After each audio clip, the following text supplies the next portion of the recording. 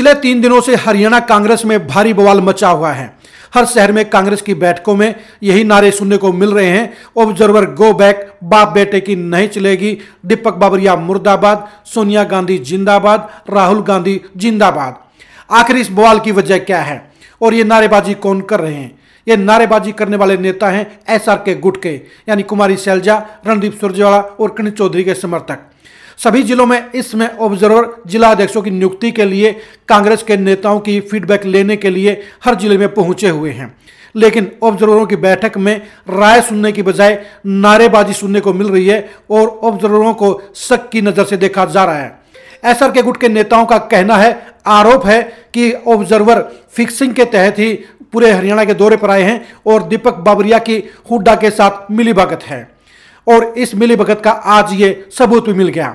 आप ये वीडियो देखिए। ये वीडियो रोहतक झज्जर के प्रभारी दीपक पाठक का है। मैं आपके बीच विधानसभा चुनाव तक काम करने आया हूं और देश में राहुल गांधी की सरकार, प्रदेश में हुड्डा जी की सरकार बनाने आया हूं। लेकिन प्यार से, मोहब्बत से हम प्यार देंगे। आप अगर मुझे प्यार दोगे तो जरूर हम कामयाब होंगे, हम होंगे कामयाब। जय हिंद, जय भारत।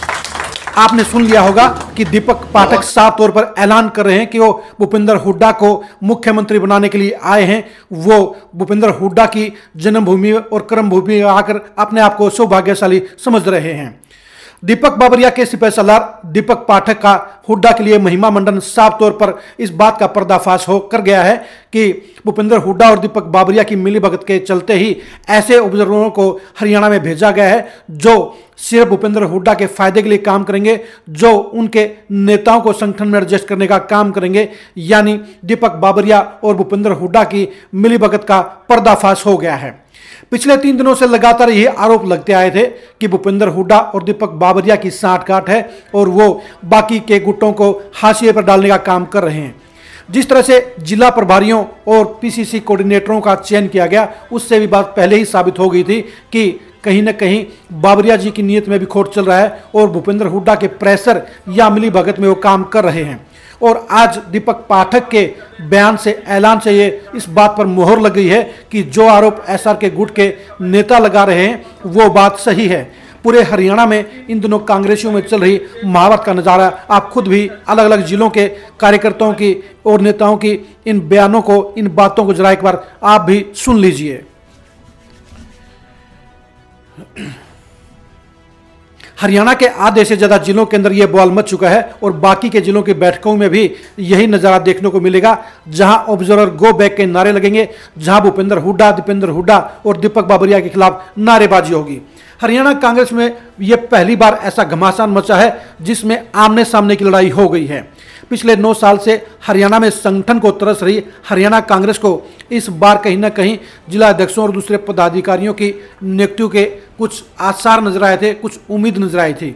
लेकिन 3 दिन से जिस तरह से घमासान मचा है उससे साबित हो गया है कि संगठन की सूची अभी जारी नहीं होगी, क्योंकि जिस तरह से आज दीपक पाठक ने सरेआम ये कह दिया है, सरेआम ऐलान कर दिया है कि वह भूपेंद्र हुड्डा को CM बनाने के लिए आए हैं। ये बात पूरी तरह से गलत है। ये साफ तौर पर इस बात की उजागर करता है कि भूपेंद्र हुड्डा की सेटिंग के साथ ही ऑब्जर्वर पूरे हरियाणा में घूम रहे हैं। दीपक बाबरिया जी ने यह वायदा किया था और ये दावा भी किया था कि वो निष्पक्ष तरीके से काम करेंगे, वो सभी नेताओं को साथ लेकर चलने का काम करेंगे और हरियाणा में कांग्रेस को मजबूत बनाने का काम करेंगे और 2024 में सत्ता की सरताज बनाएंगे। लेकिन दीपक बाबरिया जी, आप ही बताइए कि आपके सिपह सलार दीपक पाठक ने भूपेंद्र हुड्डा को CM बनाने का ऐलान कैसे कर दिया? वो साफ तौर पर कह रहे हैं कि दीपक बाबरिया जी के निर्देश पर वो आए हैं और हरियाणा में सरकार बनाकर जाएंगे और मुख्यमंत्री भूपेंद्र हुड्डा को बनाकर जाएंगे। दीपक बाबरिया जी, ये आपकी जिम्मेदारी है कि आप ऐसे लोगों को कैसे भेज सकते हैं जो भूपेंद्र हुड्डा को CM बनाने का मिशन लेकर हरियाणा में पूछे हैं। यानी संगठन को लेकर बेईमानी होगी, संगठन को लेकर भेदभाव होगा और बाकी के खेमे के नेताओं को हाशिए पर डालने का काम होगा।